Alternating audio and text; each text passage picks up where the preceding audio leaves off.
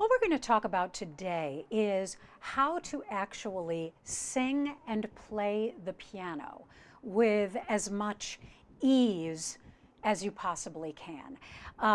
Let's face it, it's complicated because there's a lot that you're thinking about at the same time. I mean, when you're singing, you're thinking about what your voice is doing and what your breath is doing and the interpretation of the words.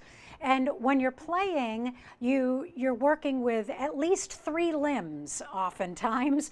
Two hands, you might have your foot on the pedal, and you're reading the music and you're trying to figure out what it is that you need to play in order to support your singing.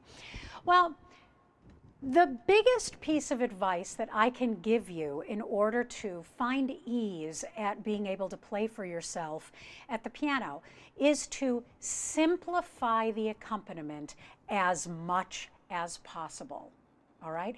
That is the biggest thing. If you can simplify the accompaniment, then you will find that you don't have to think so hard about what it is that you're playing at the piano, and you can just focus on giving yourself the harmonic accompaniment that you need and then being able to focus on your voice and what it is that you want to do.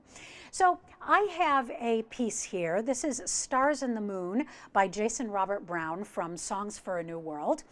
And Jason Robert Brown is notoriously difficult to play on the piano. He's a great pianist, and so he writes all of these really complex accompaniments that he can play great, and some of us not so much.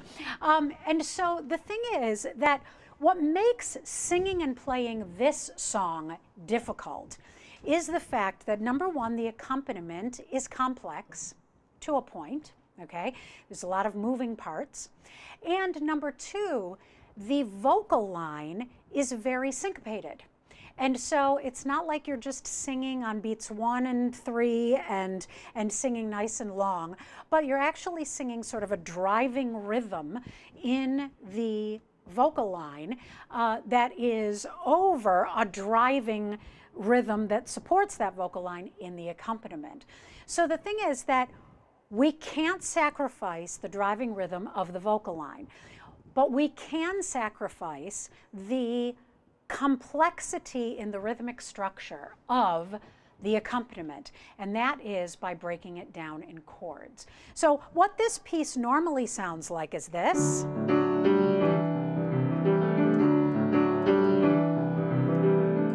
I met a man without a dollar to his name, who had no traits of any value but his smile. Okay, so there's a lot going on there, and if you were like a very attentive pianist and you were looking at my hands, you realized I actually wasn't playing all of the notes that was on the page, okay? But the thing is that what we want to do is we want to try to make sure that anything that we do in our right hand is not distracting, all right? The left hand is pretty simple. All you're doing is playing this. Okay? It's pretty simple that way, right? But the right hand has all of these other different folks. So what we have to do is we have to figure out, okay, what is most important in the accompaniment to play? And taking that even a step further, what is in the accompaniment that is most important to play that will line up with the voice part? Okay? So the secret in this piece lies in the rhythmic structure of the introduction. Sorry, I couldn't think of that word. The introduction, the piano introduction. It's this. Bum, bum, bum, bum. Okay? So that little figure is sort of a driving rhythmic figure that happens all the way through this in both the piano accompaniment and the voice. And so if we can mimic that rhythm with the chords that are in the accompaniment, that will support the voice and it won't be nearly as complicated, okay? So what we see here in this accompaniment when you start to sing is that you have this first chord, okay? So that there's always that bum, bum, right? On the and of beat 2, that chord that comes in on the and of beat 2. And that matches up with the pickup note that we have in the voice part, okay? So if we just play just beat 1 and the and of beat 2 in that chord, then we're getting the harmony that we need, and the voice can then be free to do what it needs to, all right?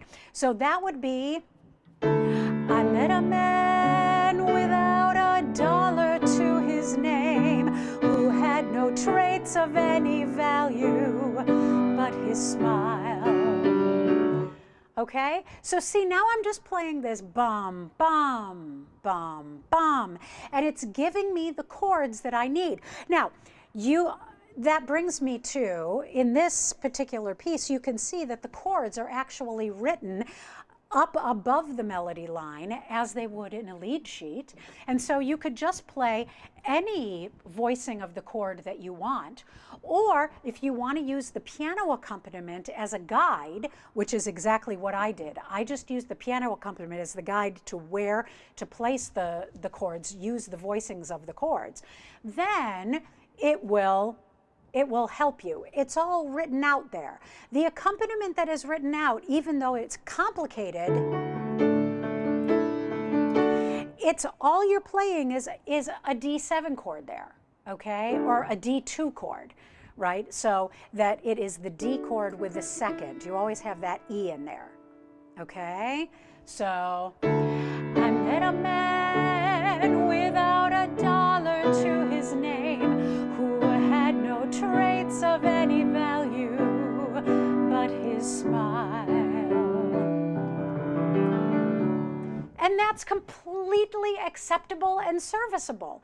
And the thing is that you don't have to spend a whole lot of energy thinking about what it is that you're going to play. You're just playing an easy chord in a repetitive rhythmic pattern that supports the voice, and you can then just focus on what you're singing.